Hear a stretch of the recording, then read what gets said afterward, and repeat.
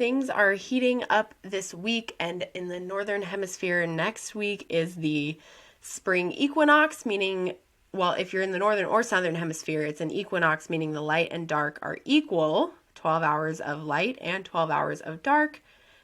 And we're only going to move in the northern hemisphere towards lighter days now for the next 3 months until the summer solstice. Things are heating up astrologically. We're going to talk about why on this episode, why this week is a foreshadowing of some major events to come for the next 6 months or so, kind of setting into motion some larger cycles, some larger astrological undercurrents that will be prominent for the next 6 months or so. So if you've been around for a while listening to the Yogiscopes podcast, welcome back. If you're new, welcome. I might reference a couple older episodes like the March Outlook episode where I said this month might feel like a breath of fresh air between some other major shifts happening this year, but also this month is a little bit of a foreshadowing for what's to come. And so we're going to talk about why in just a moment. We'll get into all the nitty gritty details, the astrological events that are happening and what they mean, of course, and how to interpret that for yourself. And of course, yoga practices and journal prompts to work with that. So it's not just some heady cerebral thing, but a way you can bring the astrology down into embodiment and work it into your life. That's what we do here on the Yogiscopes podcast. But then also, I've been talking about on various podcast episodes recently how 2020 caused a major shift. Obviously, like if you've been around living as a human being at all, you know that. You were there, probably, if you're listening to this podcast. And we saw those energies kind of play out for 2020 and 2021 and 2022. And now you may have noticed that we're seeing a lot of shifts. We are seeing, for example, people aren't really talking about COVID so much anymore. It's kind of off people's minds, but now the big thing on people's minds is economics around the world, technology changes. So we'll see more of that this year. And so we're going to talk about it on this episode. So first, welcome to the Yogiscopes podcast. I'm your host, Rosemary Holbrook. I am a yoga teacher and a Vedic sidereal astrologer. If you don't have your sidereal birth chart, or if it sounds weird, the planets I'm saying and what signs they're in, it's because it's sidereal astrology. There's some resources on my website, on the blog. If you click the articles section, you can also go to yogiscopes.com and in the navigation, click chart calculator to get your free Vedic birth chart. So welcome. Here we go. So this week, let's just first talk about what's going on. And then we'll get to, of course, the overall energies, like what that's contributing to, what exactly it's foreshadowing, what the next 6 months or so will be like, and what we're kind of stepping into now. So first, Venus moved into Aries on March 11th. So that's interesting. For the last month or so before that, Venus was exalted. Venus is the planet of love and luxury and, what's important, how we love, relationships, things like that. And it's exalted in Pisces. It was with Jupiter and in February, Neptune, who is considered a co-ruler of Pisces.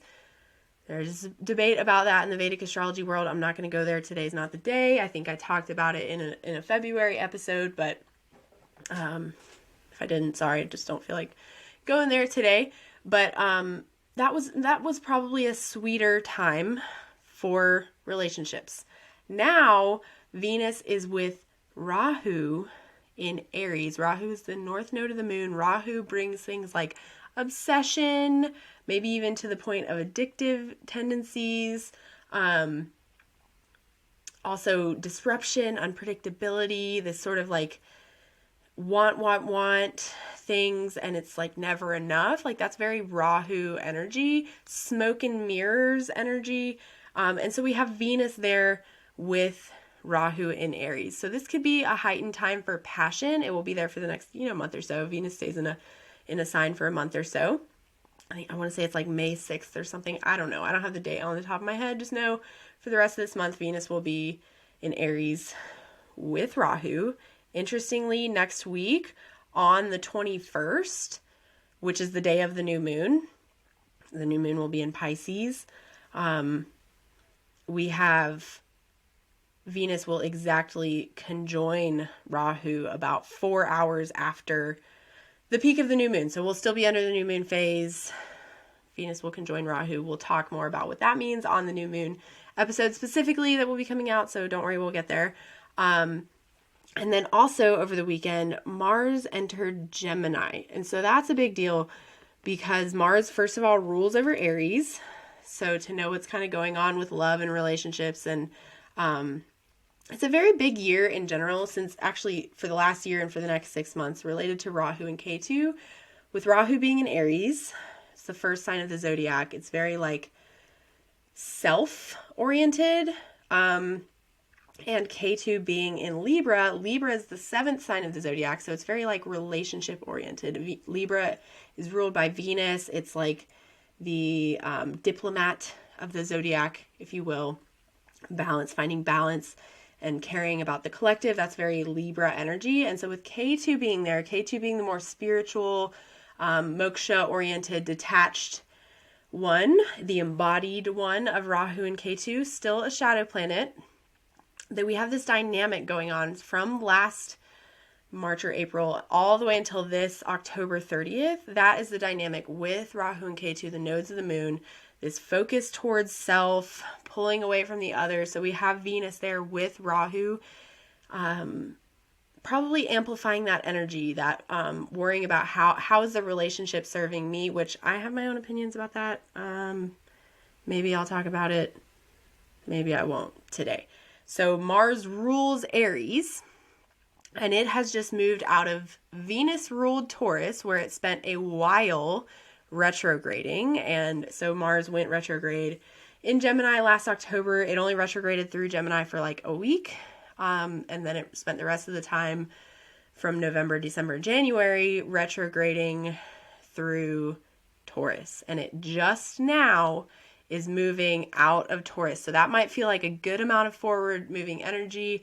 Like if you had been feeling stuck, especially related to where Taurus is in your birth chart, or the houses in your birth chart that Mars rules over.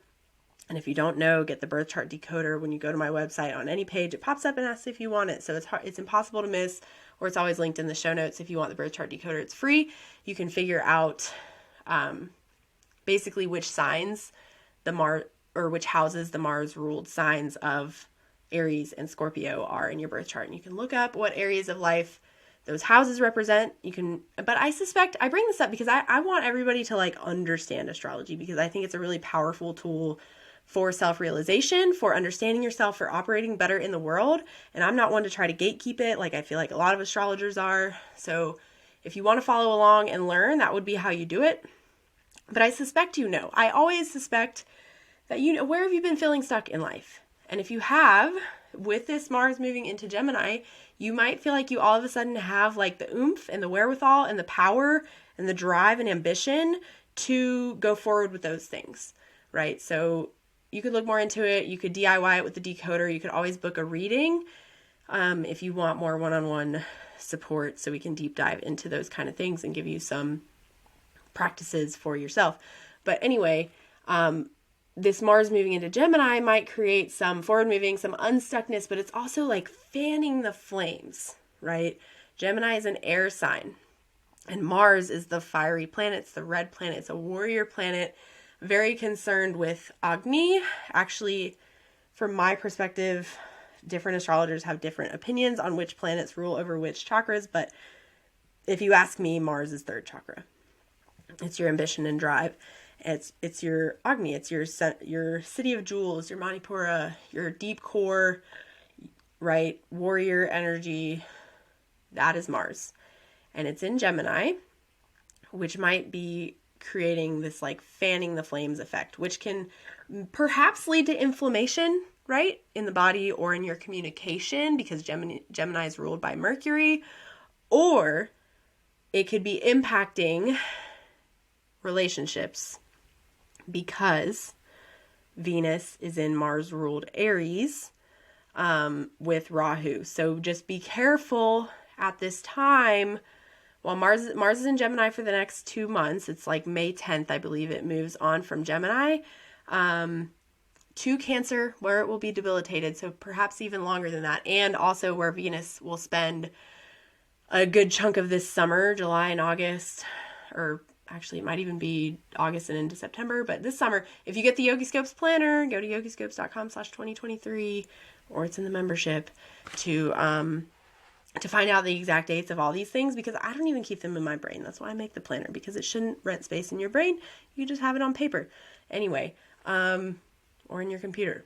So, this is all, the shifts happening this week have a lot to do with greater shifts we have going on this year. And so because Venus and Mars are involved this week, they are actually, because also Rahu and Ketu are in Venus and Mars ruled signs, everything Venus and Mars do, I've been saying this ever since Rahu and Ketu moved into those signs, everything Venus and Mars do is a little extra impactful on your life because of Rahu and Ketu being in respectively Mars and Venus ruled signs. Rahu is in Aries, ruled by Mars. Ketu is in Libra, ruled by Venus.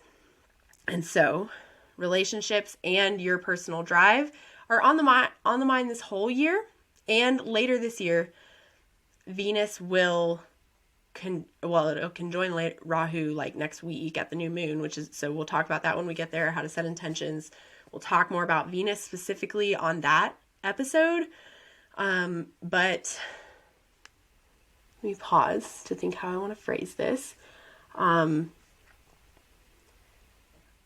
Throughout the rest of the next 6 months, Rahu and Ketu will be kind of doing their work as they finish out the cycle that they're in. And so everything related to how do you want to show up as yourself, maintain yourself, and I want to assert that as a capital S self, and so we're getting here, rather than a lowercase s self, and I'll explain the difference if you're unsure in just a second. Where the energies of the year, and especially right now, with Venus being conjoined Rahu in Aries, and Mars being in Gemini, you might be tempted to be more inflammatory when it comes to communicating in relationships. You might just be popping off at the mouth, you know what I mean? Or wanting to. And that can be a good thing, you know what I mean? Sometimes there are things that you've just not been saying and you should be saying, and that can be fine. And if it gives you the oomph to say those things, and it needed to happen, then good, right? Popping off at the mouth is not always a bad thing, right? So maybe it's that. Maybe, though, it's that you aren't careful and intentional about what needs to be said, and you unnecessarily hurt somebody's feelings in a way that feels irreparable. So be careful, right? That's the kind of the energy we have going on. But also, now let's talk about the difference between the capital S self and the lowercase s self, and sort of my take on relationships. And I just need to caveat this with, I've shared this before. I'm the type of person, I have absolutely wrecked my life through codependent relationships before. Hands down, let relationships I should not have stayed in destroy my life, destroyed my own life through not being able to let go of a person, defining myself by relationships. That has been a thing in my past. I think I've done enough therapy and stuff that it's not really as big of an issue anymore, but I have to preface that of course these are my biases, this is my opinion, right? So try this on and see if it feels true for you. But I feel and I'm also married and have kids and very committed. So that's in the background of what I'm saying. I just bring that up to say just know this might influence why I hold these opinions. But I have found it to be true and seen lately, actually I've seen this since before Rahu moved into Aries, but I feel I've only seen more of it since Rahu moved into Aries, that folks are having this energy where they're I am going to let go of any relationships that don't serve my spiritual advancement, right? And that's a thing. They're if people get in the way of your spiritual advancement, you need to just let them go. And if people aren't on the same spiritual level as you, then just let them go. And I was walking my dog earlier and thinking about how that's that could create a very lonely life, right? This sort of spiritual narcissism, focusing on yourself. So your little s self is what's happening here. When people are like, I just need to take care of myself. They're thinking of their little s self, their ego, their roles. And so like, I struggle with that too, y'all. Like, I have small kids and pretty, for lack of a better word, traditional gender roles in my marriage. And so I'm like, I sometimes get resentful. Like, why should I have to be the one missing out on stuff for my career when the kids are sick? Why can't I, and so I feel safe bringing this up because I've like processed through it in appropriate venues other than the podcast. So I'm like, I get it. I understand where people are like, this relationship is not serving me or whatever. And that's very real sometimes if the relationship is abusive in some way or codependent and holding you back. Yes. But to some degree in partnership, if you're going to make partnership last for a long time, if that is truly a value of yours, this Venus with Rahu in Aries energy can be very not supportive of that, because it brings this energy of like, how is the relationship serving me, right? Versus, and that me is the asmita, the ego, the I amness, the little s self, our roles and identities in this lifetime. Yes. And the capital S self is what is behind all of those roles. Who are you without all of your roles and identities and things you want to be known for, which are fine. Like, we have to have those to exist in this life and in this plane. And so it's this delicate balance, right? And this is what we're always exploring in most of the asana classes I teach, is like, an analogy I like to give is like when you're meditating or in Shavasana and you come to that stillness and you let the snow globe of your mind settle. What is there? What is the image in your snow globe behind all the flurry? So the flurry in this snow globe analogy, we're always shaking our snow globe by doing things like doing the life stuff that we have to do, right? Like moving around. We can't not move. Like, we can't not do tasks and do our duty in life. But do you have a regular practice of letting the flurry, which is the flurry of your mind, which could be like your roles in this life, your tasks, your to-do list, your I am this to this person. Those are all the little s self that we can't function without, right? Like, if you want to go and reach the ultimate spiritual level, you can release your attachments to all people and not, you can go live in an ashram and like be alone with the other monastic people, right? Like, that's an option. Or you can figure out how to connect to that image, what's behind the snow globe, settle into stillness often enough through meditation and Shavasana that you can see the image in your snow globe, which is the capital S self. And I can't show it to you, right? Like, you have to experience it on your own. And you'll know it when you experience it. In my opinion, I've done an episode about this on the Science of Light where we explored the 8 limbs of yoga. And I was like, that's samadhi, right? Like, that's the bliss. You'll know it when you experience it. I can't describe it for you. I can't give it to you. Nobody can give it to you. You have to just settle your snow globe often enough for long enough that you experience it, and you'll know it when you see it. And so that's all I can say about the little s self versus the big S self. That's my best analogy, is the snow globe and what's behind all the flurry. The flurry of your thoughts and your to-do and your whatever is the little s self. And that's often what I see people when they're like, oh, this relationship's not serving me. The me that they're protecting is their little s self, which is fine. Like, you need your little s self, and it might be a threat to your well-being for a relationship to threaten certain parts of that, and that's fine. And I'm not here to tell you stay in an abusive relationship, but I am here to tell you that with this Venus conjunct Rahu in Aries, with Mars just moving into Gemini this week, can you be a little careful when it comes to your perceptions in relationship?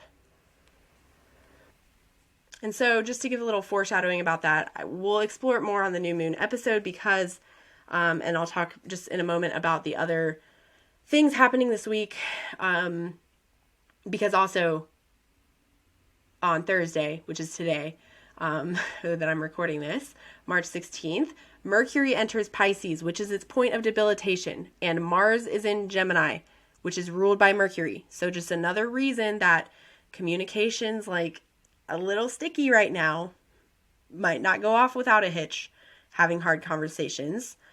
So prepare yourself for them if there are hard conversations that you need to have, but you might also have the oomph to have them.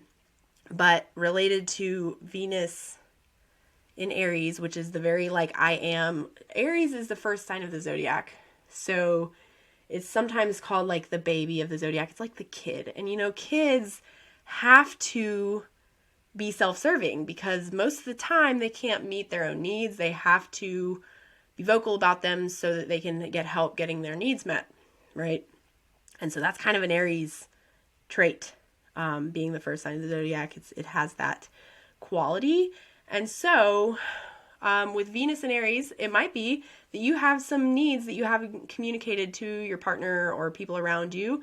And Venus being in Aries with Mars being in Gemini might give you an inkling that you want to communicate those things. So good. So do it, right? But be careful with this Rahu influence that you're not considering only your little s self, right? And so if you need a little more support in sorting that out, that's another thing that a reading could be good for. But anyway, then next week when Venus conjoins Rahu at the new moon, it would be a good time to consider how your relationships fit into your capital S self. What's behind the snow globe for you, or what's the image in your snow globe behind all the flurry, right? Because the new moon will be happening in Pisces on Tuesday of this week. The sun entered Pisces, so the new moon always happens with the sun. New moon happens when the moon is conjoined with the sun.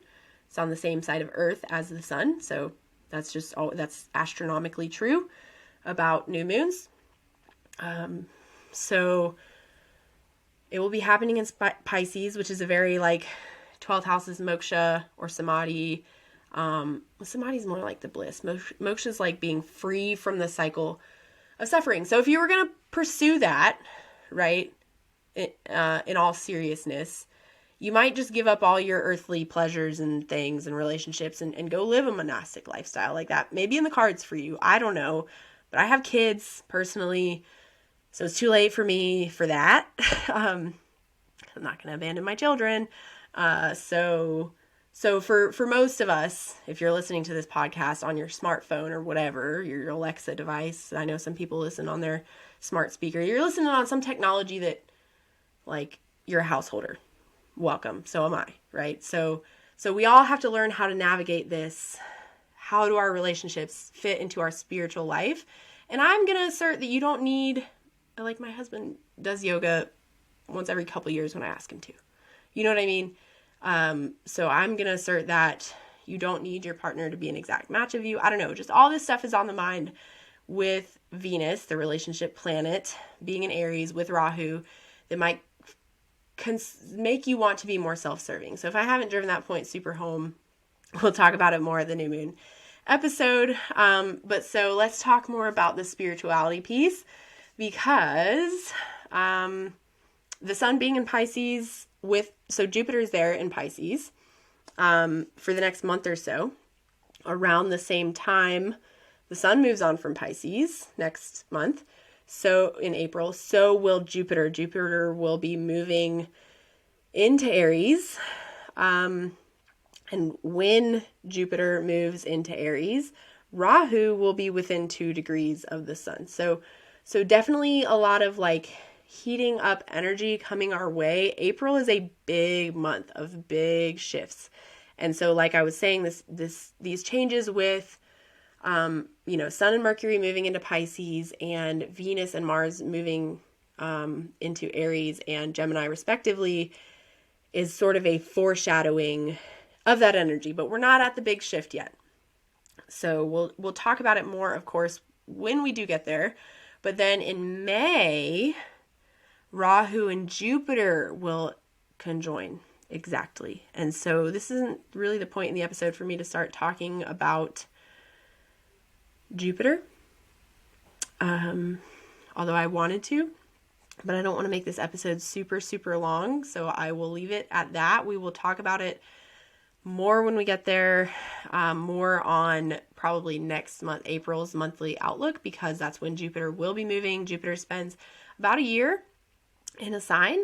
But just so related to this, we've been talking about Venus and Mars at length in this episode. Mars just finished a long retrograde. Mars does not retrograde every year. It retrogrades like every other year. And same with Venus. Venus retrogrades about every 18 months. And we are due for a Venus retrograde in Cancer and slightly Leo, or retrograde a little bit in Leo. But the majority of the retrograde for Venus is happening in Cancer this summer. So just be careful, because this Venus and Rahu conjunction might make things a little spicy for relationships. So if you are like in a long-term relationship and you want to like preserve that, you want to make it work, just be a little careful now. But also you might have the oomph to say some things that need to be said. Just do it with care, right? And we'll talk about the Venus retrograde more when we get there too. But so over the next 6 months or so, these Venus and Mars energies are like really at the forefront. And Mars will have just moved through Cancer when Venus goes retrograde there. So that's also on the mind. So just, I feel like everything else in my notes can wait because it's late in the episode. I wanted to talk about the fact that Jupiter conjoining Rahu forms a very special thing called a Guru Chandal Yoga. And so let me just say a quick couple things about it, you can hit me up with your questions on social media, email me, whatever. That just might be a time of a little bit of confusion, right? And like mental disturbance, also feeling very like inclined towards spirituality. Like people might be more inclined towards spirituality. And so we're seeing the inkling of that with Sun moving into Pisces now. And we're going to have Rahu is going to move into Pisces later. So Rahu and Jupiter are switching places. And this is happening beginning next month in April. And so both of them are crossing over what's like the end of the zodiac between Aries and Pisces. Pisces is the end, Aries is the beginning of the zodiacs, but Rahu always moves backwards through the signs and Jupiter always moves forward, right? So unless it's retrograde. So Jupiter's starting a new cycle. So is Rahu, but it's going, back from the 1st to the 12th sign. So anyway, they will spend the next, I guess it's like 5-ish months or 6 or 7 months. 6 months from April to October. Jupiter and Rahu will be conjoined in Aries. So that might bring this more tendency towards spirituality, tendency towards like wanting to be known for spiritual things. It might also bring health concerns and more struggles in relationships. I'll talk about that separately on a later episode. Be on the lookout for that. But I just think it's important to note because we have around the same time Venus is moving out of Aries onwards through into Taurus. Venus and Taurus will be a good time. Don't worry, it'll be better because Venus rules Taurus. But we'll have Jupiter and Venus switching places. So I just bring that up to say some big stuff is coming, but it's not here yet. So enjoy this month of sort of like returning to the light because of the spring equinox here in the Northern Hemisphere this month with our new moon in Pisces next week that we'll talk more about on a separate episode.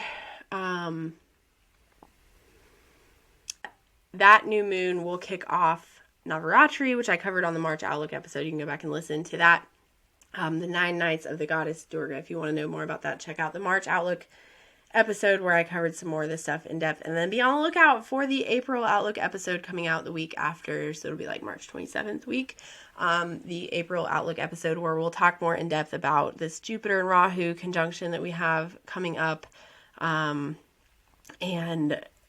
what that's going to be a major focus because that's a major energy shift coming next month. So your yoga practices and journal prompts. Don't think that I forgot, because I didn't. So just a point of clarification, because I realized I spent a lot of the episode focusing on how to work with this energy if you are in a committed relationship.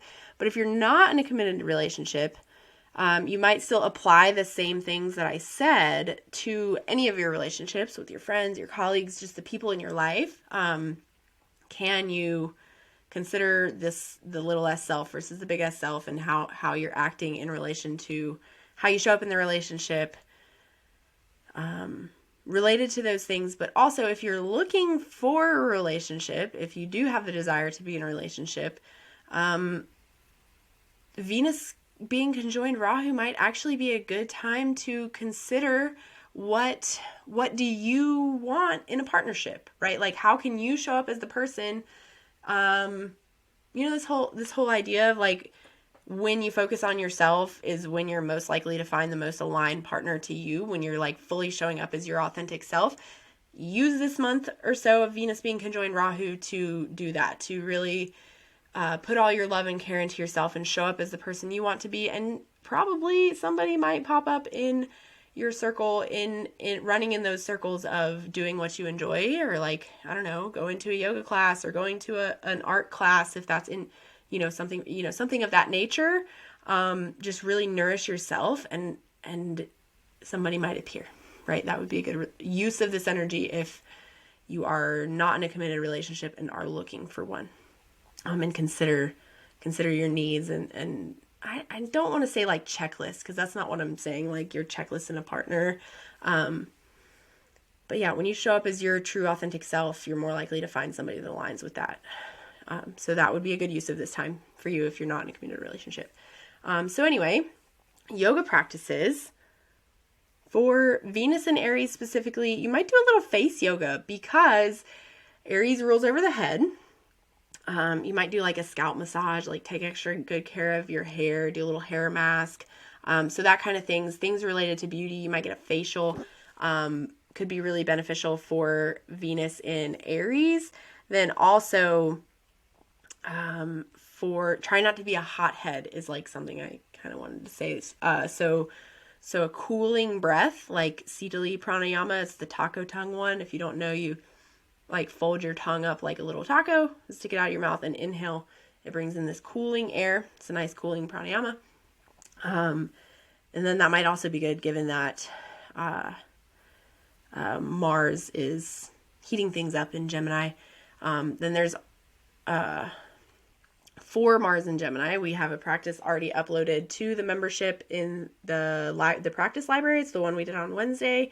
If you came live, or if you didn't come live and you catch the recordings, it's in there under the practice library. But things like shoulder movements and hands. So Gemini rules over the shoulders and arms and hands. So a lot of shoulder movements. I also posted a reel on Instagram with a little, I'm like trying to do that again, but Instagram's not really my jam. So anyway, trying. So I posted a little snippet of that sequence if you want to see for ideas. And so your journal prompts for first Mars and Aries, because I wrote separate ones for each. So 1, what are my strengths when it comes to communication, and how can I use that to achieve my goals? 2nd, how do I handle conflict and disagreement in my relationships? 3rd, what patterns have I noticed in how I communicate and express myself when I'm feeling angry or frustrated? That's a really big one for Mars and Gemini. So for Venus and Aries specifically, so a little bit of those touched on the Venus energy, like I've been talking about all episode. For the Venus and Aries specifically, because of the Rahu conjunction, how do I balance my need for independence and freedom with my desire for connection and intimacy? So that's the whole deal. It's like we all need, that's where I was saying, like, please don't interpret what I'm saying in a codependent way. Like, we all need our own identity. We do. We all need those little s self things that make us who we are on this planet Earth. But we also need connection and intimacy, and this self-servingness of the little s self and forgetting about the capital S self, that divine connection is a recipe for trouble. So just look at the balance of that in your life and see if it's serving you or not. How do I balance my need for independence and freedom, Rahu and Aries, with my desire for connection and intimacy? It's the capital S self. We all need it. So how do I balance my desire for variety and novelty with my need for stability and consistency in my life? So that might also be a Venus in Aries thing. You might be like, let's go do something new, or like whatever related to love or luxury or creativity. So that's helpful to bring in fresh energy, even if you're in a committed relationship or if you're not. But we do also need stability and consistency. I didn't even touch on how Saturn changed nakshatras this week. Let me know if you have questions about that, because now's not the time. So thanks for being here. I'm your host, Rosemary Holbrook. If I didn't say that at the beginning, for some reason can't remember if I did or not. I so appreciate you. I hope it's a good week for you. I hope next week of connecting to that goddess energy during Navaratri, I hope that's a beautiful spiritual time for you. Use it as such. And please remember to keep your feet on the ground, your head in the stars, and stay in the light. Until next time, friends, take care.